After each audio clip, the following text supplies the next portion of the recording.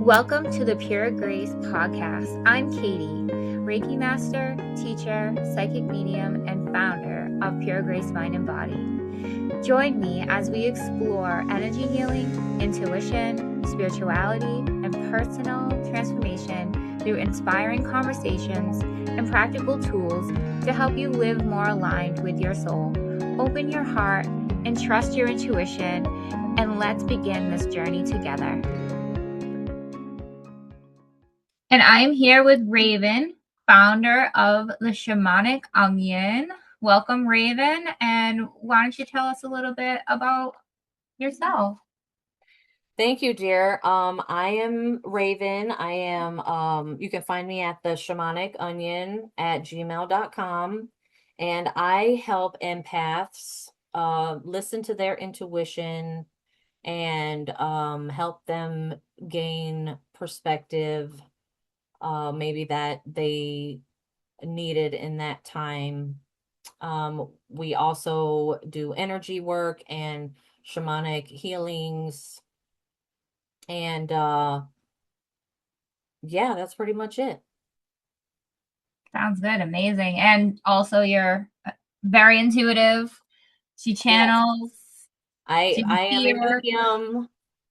I am Yeah. a medium Oh, for those who don't have a voice, and I really just try to communicate with my senses on, and then I do astrology, I do human design, I do gene keys.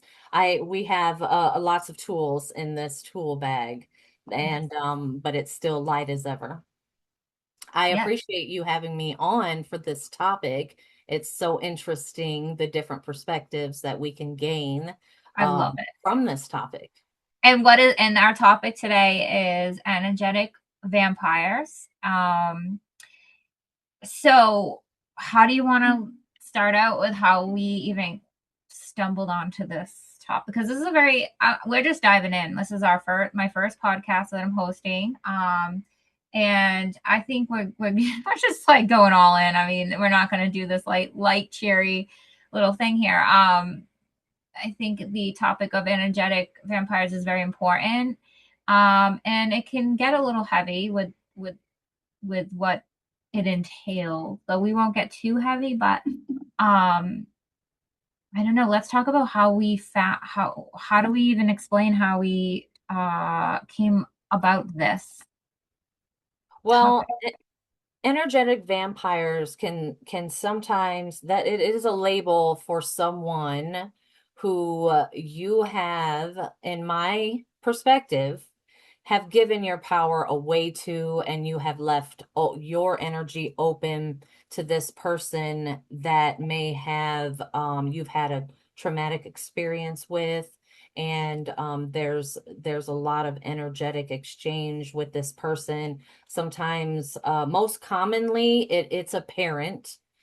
Just in my own teachings and clients, it's most likely a parent, but it can also be a spouse, or a ex-spouse, or siblings.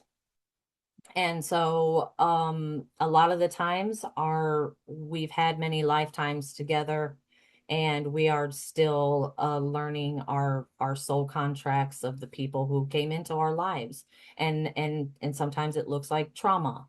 And if you feel your energy is drained from this, say, energetic vampire, then that might need some awareness on the subject, and what led up to that point, and why, why you feel this way about this person. It could be a job too. It could be a whole energetic job Yeah. career. Or it could be a spiritual mentor, Yes, it which could. is what brought us to this topic. Because that does exist too. And that's probably I would say the darkest of them all, because of what you were just mentioned, usually I think happens in an unintentional way, where they're siphoning your energy, and they're not your family members or um you know the people that are around you in your life. And wouldn't you say it's there to kind of show you how to have boundaries? Oh, yes, 100%. Yeah. Um, as I said, the reason there's an energetic pull that might be negative is because of interaction that you've had with this said person, place, or sometimes it could be things like addictions and stuff like that too. Yes. So, prospectively, we want to leave it open for a wider range. Think of your energy as a pie, and every slice of that pie, your energy is being divided into all these different things. And so it leaves you open for, say, a psychic attack. So the more that the empath can protect themselves, and remember that thoughts are also spells and they send out negative energy. What we say can send out unconscious negative energy. And that's it starts to build up and have this sort of snowball effect where it could be multiple things, a spiritual mentor and your job and your Yeah. partner. Yes. So we just try to take it step by step and work on just daily practices and strengthen, become more aware of our own energetic field, that and then we protect it. Yes. I love the pie analogy because that's a great visual. I love that. Yeah, so and then I have two questions out of that. Can you define psychic attack? Because some people might be like, wait, what is that? And then two-part question. And then the other part would be how does somebody become aware that they have a drain, or that they're being a victim, but you're not really a victim, but we'll just call it that. Um, how do they know that this is happening? How can somebody, Well, well, let's most start with the first. Sorry, let's start with the first question. Would be, what is a psychic attack, and then how can they know? How do they even know a psychic attack is happening? These are some questions. For sure, Yeah. because that is part of our awareness, right? And Mhm. using this is like a whole new vocabulary, a whole new spiritual vocabulary that we dive into. I think most people seek help when they're not feeling Mhm. um are quote unquote right in their body, when they have questions, when maybe health trouble too. But also the psychic attack is the energy vampire's weapon. Okay. I don't know if I could say weapon, but it is their tool to that they use unconscious, and they send you unconscious negative vibrations. Um, but the site that is through psychic attack. It is their one and only tool that they have. And so now that we're aware of it, we kind of create our own tool to protect ourselves from the psychic attack, right? We shield up, we find us a good shield, and we deflect the negative attack. Because while it may seem powerful because you're having symptoms of a negative energetic exchange, um, you can it is a low vibration. Psychic attacks from energy vampires are a very low vibration, and they're not strong, which means the power of our thoughts also help kind of seal our auras in from a psychic attack. If that makes sense. Was that too deep? No, I don't think so. I don't Okay. think so. So vibration. So you can change your vibrations just by what you think. So meaning the concept of bringing your vibe up. Everybody knows what that means. Like, that's not my vibe, or I'm high vibe. So what's Right. my vibe is being in the in the emotions of joy, happiness, love, um, and just going back into the high vibe. So in the beginning, I do the quick energy clearing, and that's bringing something to the thought, the mind that brings you unconditional love and putting that in your heart. So that's a great way to bring your vibe up. So if you feeling where if somebody is sending you, if you think this is happening, that's just one way to help you to protect yourself. Or if you just had a bad day, or you just had this crazy interaction with somebody that was not positive, that's one way of helping your vibe get boosted. And then as you were talking, I was thinking like mirrors work. Like you can even imagine the mirrors in front of you, behind you, all around you to kind of like bounce back something that somebody might be sending you, energy Sure. vampire. You can get so creative Yeah. because it, as long as you can visualize and imagine, and then recreate that scene in your mind. That's what I do personally. It can be a prayer, it can be it's whatever that you feel called to do. Yes. You can Yeah. have crystals. All these things are so easy, so quick to kind of reinforce.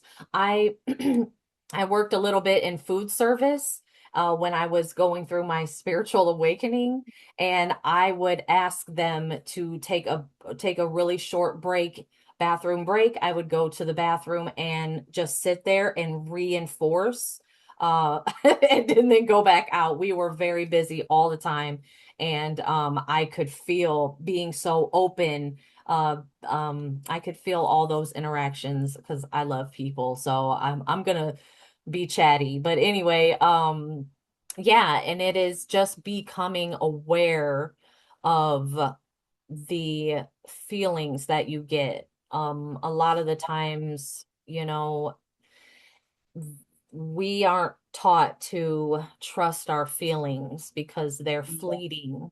And but it is an intuitive hit to reinforce your own boundaries, that it's called spiritual hygiene, right? Yes. We want to stay hygienic and protect ourselves. Your boundaries are for you. They're not for everyone else. They are to protect your peace. Correct. And everybody has different needs for their boundaries. So I think like we'll talk more about the boundaries, but let's let's go back to what are some physical symptoms that people might have when this is going on, just to help them understand like what, is this happening, what does it feel like, what have you seen. I mean, I know I can tell you some of the stuff I've experienced, but what do you think? What are some of the physical? I think the most common physical psychic attack symptoms are getting fatigue. Mhm. Fatigue is one of Yeah. them, just random fatigue, not your everyday fatigue, Yeah. okay? It is a random one. It could look like intrusive thoughts. Mhm. It could look like getting the flu or just coming down with a cold. Um, you Sleep, know, yeah, it could look no sleep. they Yeah. could, I want to it could look like bad dreams. Yes. It could look like bad luck. Mhm. Like a random string of bad luck. Yeah. Yeah, those are the most common, and I don't want to sound too general because a lot of us have these things day to day, and it could be not health related, okay? Mhm. And so, again, we are not therapists, we are not doctors, we cannot diagnose you. This is for entertainment purposes only because we're here to just teach you how to recognize and listen to your intuition, when it comes to energetic vampires. Um, w- they shouldn't even get a label. Okay, that Mhm. is their label, but honestly, usually energetic vampires look like sociopaths and narcissists. Yes, Okay, correct. Not so all the time. I mean, again, some people like our family members, they're not doing it on purpose. But there are people that do know what they're doing, and they are doing it on purpose. So that's very rare, though. I would say it's becoming more and more, I guess, known, or in my awareness, anyways. Which is sad. But Raven and I were just talking about authenticity and being able to see the authenticity with people. And okay, so here's a good question. Well, okay, so you're just starting out in your spiritual awakening, and you want to take classes, but now, oh my God, she's saying there's teachers that do these bad things. What? And I'm a teacher, Raven's a teacher. Um, it is just ethically so, it's like going to a doctor that does bad things to people on purpose. Like, it happens, it's rare, it's awful. But okay, fine, it's happening. And I don't want to put fear. My intention is never to make anyone afraid. This is for awareness for everybody. And okay, well, how do we avoid it? How do we spot it? How do we know it's happening? And then what do we do if it is happening? So no fear, because let's all remember, everything that is done can be undone. Um, so in the energetic realm, anyway. Um, so don't ever be afraid, but have have some knowledge. Like, let's talk about like education for us too. How do we want to go take a class with the teacher, and but something's holding you back, right? So, but how do we know this teacher is authentic, or in the vibration of really honestly wanting to be there to help and guide newly people that have just awakened? How do we know that they're not energetic well, vampires? I believe that everything, even the not so great feeling things that happen to us or experiences, we have to experience all of those things in order to grow. Yes. So there is a reason why at one point you had that vibrational pull Mhm. to a mentor or class maybe that you spent a lot of money on and you regretted it. That looks a little bit in this day and age with all the technology and stuff. But Mhm. it is just more of a reason to come back and make sure you energy check yourself Yeah. so that you can't protect yourself from having the challenging experiences, because Right. those are going to be your best teachers. Yep. And always just never putting a anyone above yourself. Mhm. Look at everyone, even if it's children, grandparents, teachers, anyone, never put anyone above yourself, Mhm. because it creates this expectation to pour out more of your energy into that connection. And when the connection is not a balanced one, because you are putting them up on a pedestal, immediately it will cause the karmic domino effect, if you will, I guess. Yes. But Yes. always, even if you have like I said, even if you had an energetic pull to take a class or uh, be with a mentor specifically, or you have to go to a family cookout and all of your energetic vampire family is there, and so this applies to a lot of different situations, but never never be think less of yourself than someone else because of that energetic balance. Yeah, and I think like I totally can see where you're talking about, because I when I first started out, you would take, oh, I'm going to take this class with this great teacher and they're so great and blah blah blah, and then you go to the class and you're like, oh, everything they said, is like, oh, and it's just, they're just people, just, now we're the teachers, and it's, I don't ever want anyone to think I'm a mom and a dog mom and, a wife, and I like my plants, and Well, I'm just like everybody else.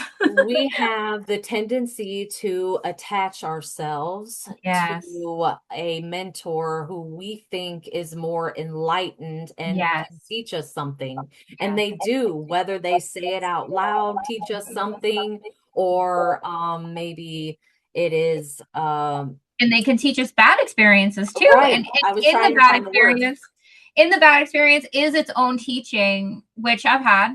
I don't know if I think Yes, me it's too. has happened. And I had to go back and say, okay, what did I want to learn during this bad experience? And I did get teaching from it. I And did it could learn a be, lot. it'll be something you totally did not pay Yeah. for. Yeah. You know, Yeah. you It because wasn't expected. having But a human life on this earth is a soul contract. All you have your own soul contract. yeah. And whatever in the Akashic records, whatever is written from past, present, and future, is already destined to happen. In in my opinion, that this is my opinion from my gathered teachings. And then we use our free will to either stay on the path or divert from it. And but it really does all start with trusting yourself and your intuition, and protecting yourself on a daily basis Yes. as Yeah. needed. Okay. So that brings me into, why do you think that empaths are more susceptible or vulnerable to For sure. these? Yeah. And why? Like, why would an empath, well, first of all, what is an empath for those that may not know what an empath is? And then why are they more vulnerable? Well, an empath is someone who feels a lot. They use their spiritual gift of feeling to relate to others, and they tend to attract moths, like moths to a flame.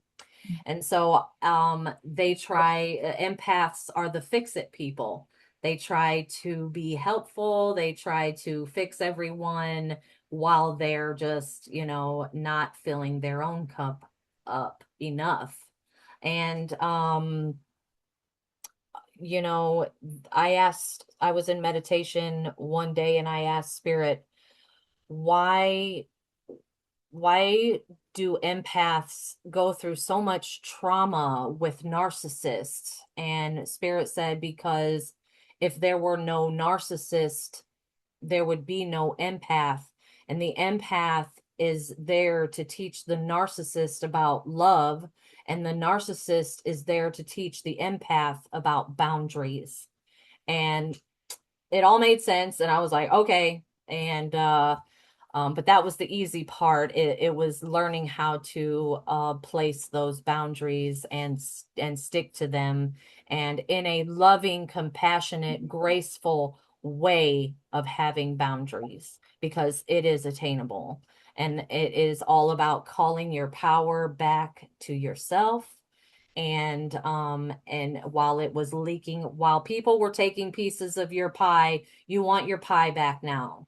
Yeah. Okay, you're calling back in all the pieces of your pie so that we could be whole and fresh and yummy looking on the window. So and I believe we're going to go over some ways to do that, to be able Yes. to kind of reinforce your energy different ways. Yeah. You want to do that? Sure. Okay. Well, I think it's very helpful are for you people. done with questions? Um, well, you know, is there a way that, like, No, I have a couple more. Okay, So is there a way that we can remain compassionate without taking other people's emotions on? I guess it's more like boundaries. But it is. so but what does boundaries mean? What do boundaries look like for, we hear that all the time. People hear that, especially like I'm thinking like coming to mind is like young, you know, young people in their late teens, early 20s. I think that's like the time where you're starting to really learn, like, oh, I need to have boundaries with people. But what does that actually mean? I believe that any a boundary is anything that doesn't make you feel good. Okay? If you're in the face of a situation and you have to enforce a boundary or even put one up, because Mm, think of it like a tower, you want to build that good foundation and then stack bricks on your foundation to build the house. So when you're in the face of a situation where you might need to place a boundary or enforce one, um, and having compassion, it takes a lot of courage for the empath because empaths are programmed to listen, to be of service, to just all of the openness things. But yes. if boundaries would look like someone stopping you on the street to ask you and engage in a conversation when you're on your way to work and you're late. And so you would say, I'm sorry, maybe we can talk later. Here's my number, and because I have to go. Hmm. It is boundaries looks like ending a conversation before you have to, but you need to because you have time arrangements. Boundaries look like uninviting people to your wedding when you might cause some chaos in the family if you do that. It's very much people pleasing and Yeah. um and having and working on having those boundaries, and you can place them, and it still then does take conscious awareness, um and observing yourself and your feelings before you move on in a conversation. um let's say, it's like a quick thinking and then recognizing where you place that boundary, but also it's your boundary. So if you break that boundary, you then will have to keep creating that boundary. So it's so courageous to be in a space where you have to have courage for Yeah. yourself. Yeah, correct. And It's and the it ultimate can be, empath challenge. it is. And I know because I'm an empath and I've had to in place all the boundaries, especially with family members, certain family members. And I think that's probably the most difficult because you can come up with all these boundaries and say, okay, I'm going to put boundaries here, I'm going to put boundaries there, blah blah blah. But then actually implementing them is the most hardest part. But I have to say, once you do it and you get over the guilt feeling, because you should never feel guilty about say, Protecting your peace. yeah, I mean this is self preservation, right? It So is. never feel guilty about these are we're talking about healthy boundaries, by the way, not unhealthy. There's a difference. So we're putting up the healthy boundaries and then we're implementing them, and it can be really difficult in the beginning, but once you get over that first step, it does get easier. You do find it. It's liberating. Yes. So And you start to get your energy back, and you're you like, do. You return oh, this it, is everything comes me. back Yeah. to you. It Yeah. really does. And Yeah. it freedom and liberation while being an empath is the Is ultimate goal. everything. It's the ultimate goal. Yeah. Yeah. So,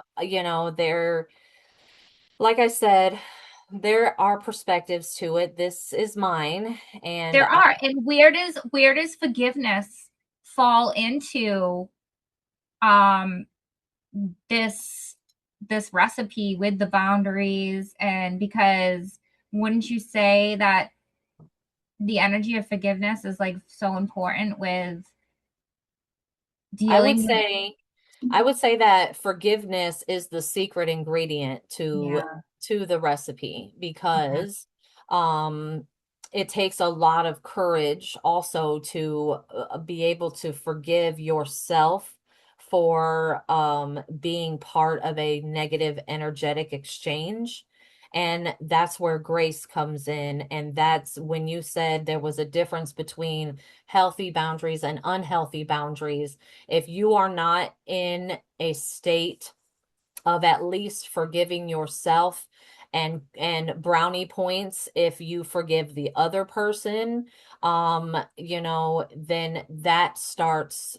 that is the concrete on your foundation of the house. Okay. You can put bricks up, but the forgiveness and the compassion and, even just making the decision to end the relationship, which is part of the boundary process for some, but yes. others cannot in situations where they're co-parenting and, stuff like that, and they have to have this relationship with their energetic quote vampire, um, then there's that will lead you down other paths. Being able to number one, forgive yourself is a huge um Step. milestone. It's a Yeah. huge milestone for an empath. Yes. Right. I mean, so yeah, because first we have to understand that we're not victims of the energy vampires, because somehow there's some way that we allowed it in some way, shape, or form.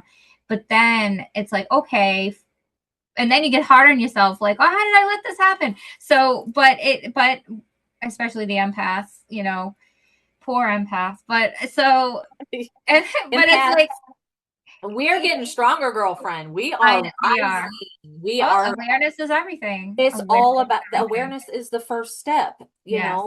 it is the Yeah. first step. With all things you're aware of, you then start to rebuild your energy. I will Yeah. say that because I was an CNA for 14 years, Yeah. and I took care of everyone physically, Yeah. and that was when I had my spiritual awakening, when I was just so burnout and I was on 0%, and and I but I was able to then call back my energy from even my family, Mhm. and then put up those boundaries of, I'm not doing all the things for you. You're Yeah. old enough to do these things now. And so, yeah, I've come a long way, and I've done so well that I can be on this podcast with you and not have all the chaos in the background,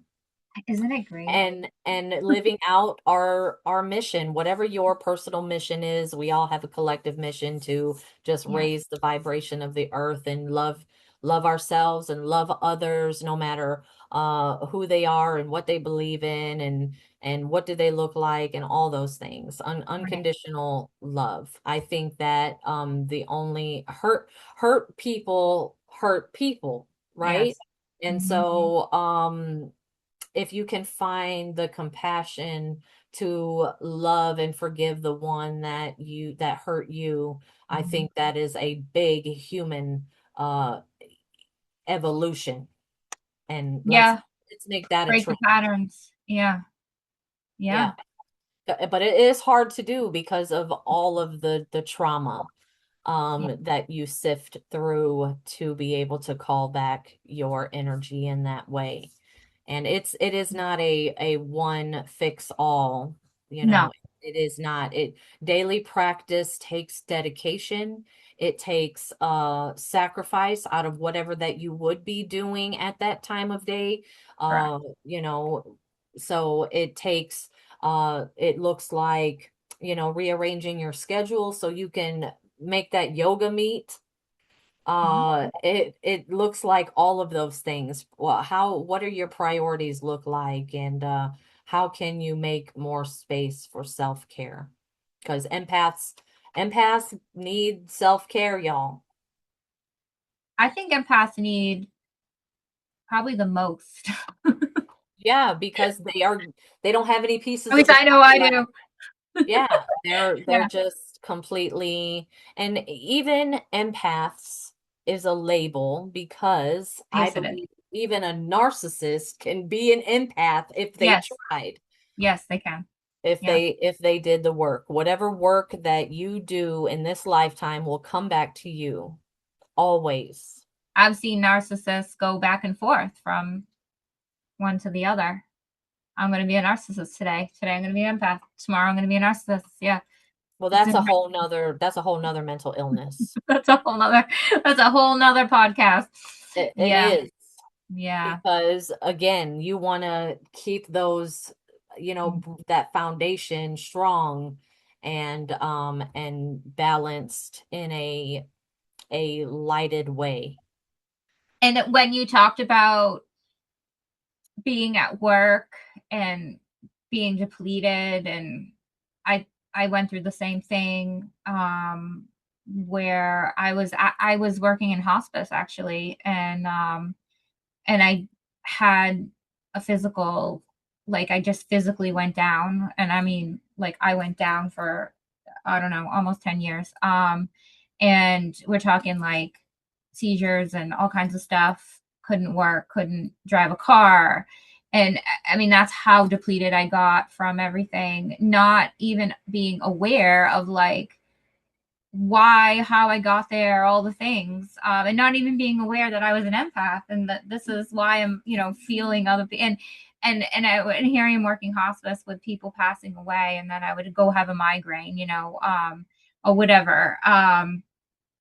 Me and everyone, all the emotional stuff that was going on when a loved one passes away, and then coming when you're talking about when you finally start to realize these things and become aware, and then call back your power and your energy and how you feel whole again and how liberating it is. My life is completely different from that time frame, and I do understand that, I went through it, and all the lessons I learned during that time is priceless. Do I ever want to go back there? No, thank you very much. I'm so grateful for this lesson. I am now going to learn through ease, hopefully grace and ease and grace, hopefully from now on, because I have more awareness, and the vibe is different. So yeah, so people can also um, become aware, become aware of your energy, become aware of what's going on around you. Are you an empath? That's something to look into for yourself. Are you surrounded by narcissists? I think we all kind of know what narcissists are this day and age. You hear that term a lot.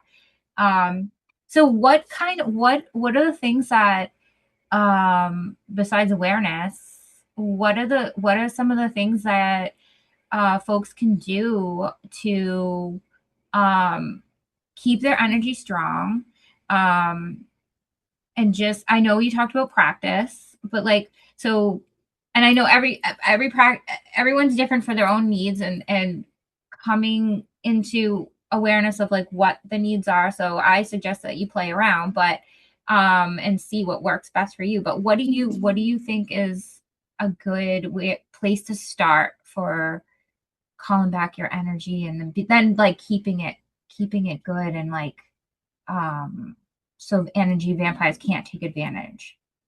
Well, the most convenient uh the most convenient practice that I like to use, because I am still yet a busy girl and I have lots of projects on my list.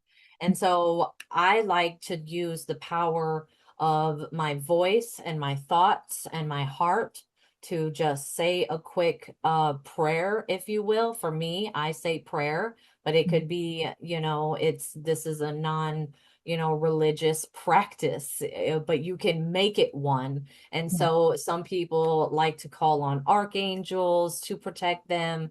Um, some people like to burn sage if they have if they have access. But on the go energetic hygiene would, for me, just looks like a couple crystals in my pocket, maybe a bracelet or two, maybe a necklace if I can, if I feel like it, or but mostly I just imagine, um I use my sight, and I imagine myself in a bubble, and then I am washing the bubble, and just reinforcing it with the power of the frequency of my voice and my words that come through my heart. I love that. It's like so simple, but yet powerful. Yeah. Yeah. And that's just the very first step that brings in awareness, that Yeah. kind of scrubs your energetic field to make it cleaner in case you picked up on something and you're Yeah. not feeling the best, or you just, the best advice is would just be to listen to your intuition. And if you feel that something is off, that is when you need to cleanse your energetic field. That is the base recipe, and you can or will add things to it. Some people like to do candle magic, depending on what their path is. And some people like to use the crystals, or you can use both. This is something that is universal. Okay, you don't need any tools, but you can buy all the tools if you want. Yeah. So Right. it is open, and it could be on the go, or it can be an elaborate as having an altar with your deities, and color coordinated stones and candles, depending. Or it could be a specific prayer that you will use, and you say that every time, and you memorize it so you're not stumbling on your words. And then Mhm. you can add, I like to add a visual once I have while I'm saying my prayer. Yes. Yes. And I've actually written them down on paper and put it in places that I know I'm gonna be going to, like in the morning, in the bathroom, or next to the table, next to the bed. So you see it. Oh yeah, I have to say, and then I walk around my paper saying it until it takes 3 weeks to develop a habit. So, whatever it was. And then and you change things up sometimes when you can start to feel like you can feel and tell what is really working well for you, and you're like, I think I need something else, or I need to do something, or maybe something else is happening where you like totally go in a different direction. But yeah, just putting these things in places where it will remind you, maybe in the car on your way to work. You can say the things in the car and do this visualization that Raven's talking about while you're driving. You can just imagine yourself in the bubble on the way to work. So the whole day you're at work, you're in the bubble. And then on the way home, you now can clear yourself of all the stuff from everybody at work. Yeah, and it So looks like affirmations too. yeah, You can affirm your protection at any time of the day. And there is, we that's a whole nother podcast. We could yeah, look, and I have drawn rune stones on index cards, and I tape them in different places in my house. yeah, Okay, so I have I have a sigil. I'm witchy, so I have a sigil under my cat's bed mm, to help manifest healthy vibes. And he's yeah, 11, he's doing pretty good. So yeah, I mean, it's like I said before, the work that you put into it, you will get back. But that is not to say that your simple one sentence affirmation isn't as powerful as an elaborate Mhm. altar or sigils, all the things. It is just the energy that you put into it, you will always get back. Yeah, it's true. And I said before at the beginning of the podcast, you cannot protect yourself from the experiences that you came on this earth to live out. Correct. There will be a balance of joy and sadness, and I think the reality of that is a really good place to start your awareness journey, Yes. and You can understand. ask for grace and ease during You the can. the You can. and sometimes you'll get it. Um but I think when you're on a different vibrational level too, it doesn't feel as bad as it Yeah. did when you didn't have the awareness and the support from spirit and the faith and all the things that you do as you go through. And then so when these lessons come up, it doesn't feel so bad. You kind of understand, like, oh, okay, here's my lesson. I'm going to be the student instead of fighting to be the student, because then you're fighting yourself, really. You're fighting the lesson, you're fighting being a student. I mean, it's just, it takes a lot of energy just to do that, just It like, does. yeah. So Does. okay, here's my lesson, thank you very much, I'm going to go through this with ease and grace, and hopefully a lot of help from the higher ups there. I And think that the definition of grace is only defined by your journey through forgiveness and compassion and surrender.